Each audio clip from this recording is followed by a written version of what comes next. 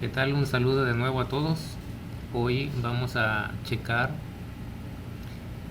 una de las partes que habíamos estado analizando con anterioridad, que son las derivadas parciales, pero en este caso se trata de derivadas de orden superior. Son algo semejante a las derivadas ordinarias, solo que se vuelven a aplicar las condiciones que se mencionaron con anterioridad con respecto a una derivada parcial. Es decir, que si derivamos con respecto a x, la y o la z permanecen constante. Si derivamos con respecto a y, x y z permanecen constante. Y si derivamos con respecto a z, la x y la y permanecen constante. La forma de representarlo simbólicamente es de esta manera. Cuando se escribe así, significa que estamos obteniendo la segunda derivada de la función con respecto a la variable x, que también se puede representar de esta forma. Significa derivar la función con respecto a x y el resultado que me dé lo volvemos a derivar con respecto a x. Pero también podemos tener derivadas parciales de orden superior mixtas. En este caso tenemos segunda derivada de f, primero con respecto a x y después con respecto a y, que se puede escribir también de esta forma. Es decir, derivamos primero la función con respecto a y y el resultado que me quede aquí lo vamos a derivar con respecto a x. Veamos un ejemplo. Aquí nos dan una función f de xy es igual a x por coseno de y más y por e a la x. Esta es nuestra función. Y nos piden determinar la segunda derivada de f con respecto a x. La segunda derivada de f, primero con respecto a x y luego con respecto a y. La segunda derivada de f con respecto a y. Y la segunda derivada de f, primero con respecto a y y después con respecto a x. Vean que esta vamos a poder compararla con esta otra, en la que se intercambian aquí la derivación de la función.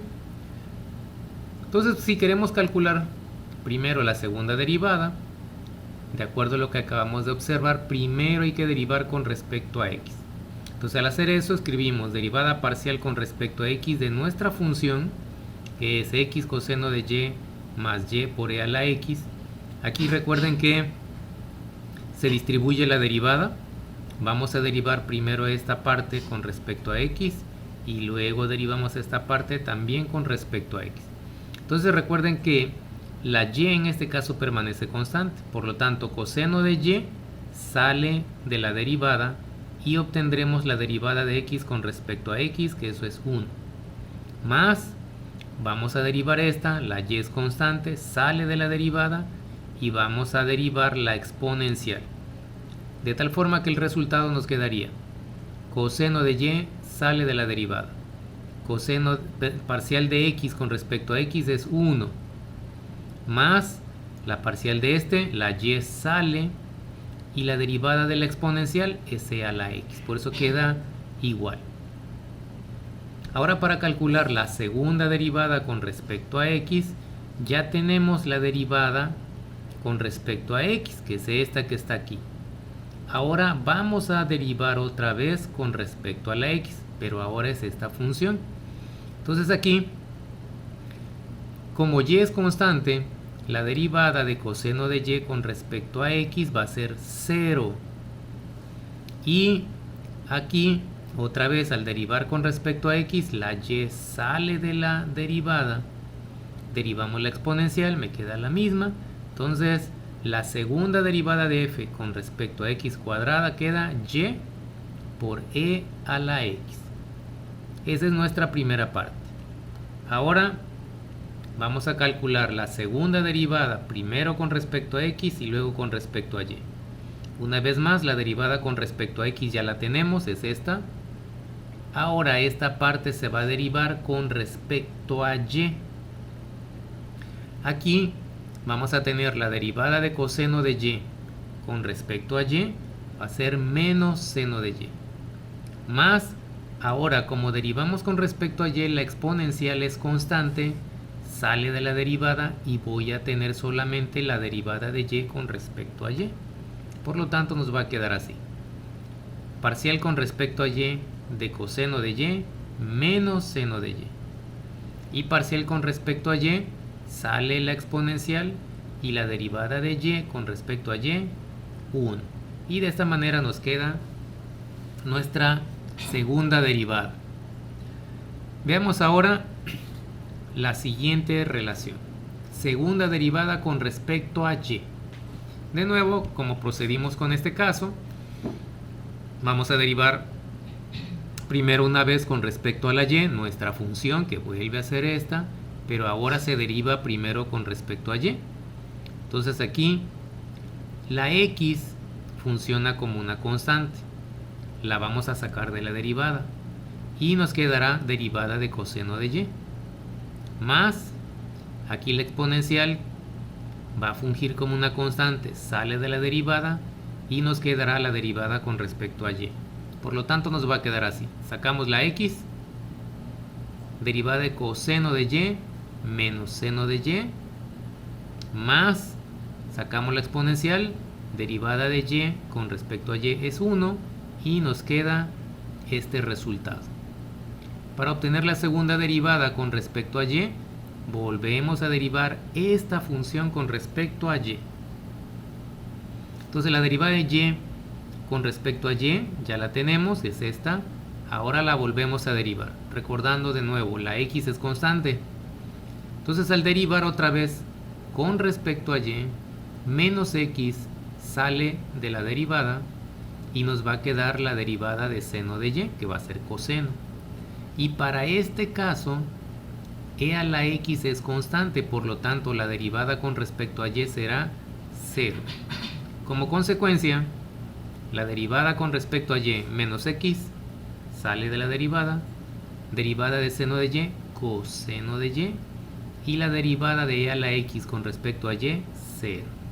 Entonces la segunda derivada de y de f con respecto a y nos queda menos x coseno de y.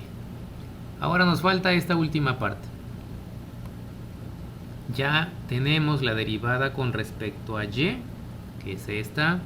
Ahora la vamos a derivar con respecto a la x. Ahora, como vamos a derivar con respecto a x, la y queda constante. Por lo tanto, si hacemos esa regla, menos seno de y sale de la derivada y nos va a quedar solamente derivada con respecto a x, más la derivada de la exponencial en x. ¿Cómo nos va a quedar? De la siguiente forma. Menos seno de y sale de la derivada. Parcial de x con respecto a x, 1. Y entonces nos queda menos seno de y. Más derivada de la exponencial en x, e a la x. Es la misma. Entonces ya aquí tenemos nuestra segunda derivada de f, primero con respecto a y y luego con respecto a x. Recuerden que ya hicimos algo semejante, primero en x y luego en y, que fue esto. Entonces si las comparamos, observen que para este caso no importa con respecto a quién derivemos primero, el resultado va a ser el mismo. Solo que eso no ocurre en todos los casos. Hay algunas funciones que no cumplen con esa condición. Pero por lo pronto las que analizaremos tendrán esta particularidad.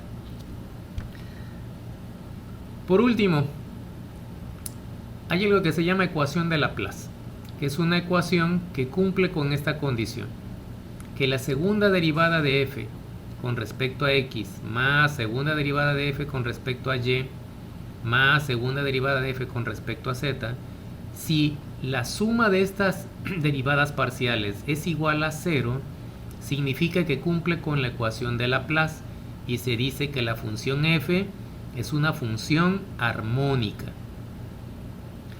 En el ejemplo que acabamos de ver con la función que ya analizamos, ya calculamos la segunda derivada en f con x y segunda derivada en y, que nos quedó de esta manera. Segunda derivada de f en x, y por e a la x. Segunda derivada de f con respecto a y, menos x coseno de y. En este caso, como es solo en dos dimensiones, pues esta de z no interviene.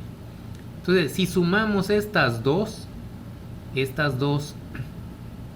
derivadas parciales, pues nos damos cuenta que nunca va a llegar a ser igual a 0, por lo tanto no satisface la ecuación de Laplace. Una función que satisface la ecuación de Laplace significa que al sumar estos dos términos siempre me va a dar 0, no importa qué valor le demos a la y o a la x. Entonces esto es una condición para las funciones que se les llama o se les conoce como funciones armónicas, y a esta ecuación que está aquí se le llama ecuación de Laplace, y también surge de aquí un operador que se le llama Laplaciano. Bien, chicos, chicas, con esto terminamos nuestras derivadas parciales de orden superior. Hay que analizarlas con mucho cuidado, con mucho detenimiento, para no tener dificultades. Nos veremos en la siguiente.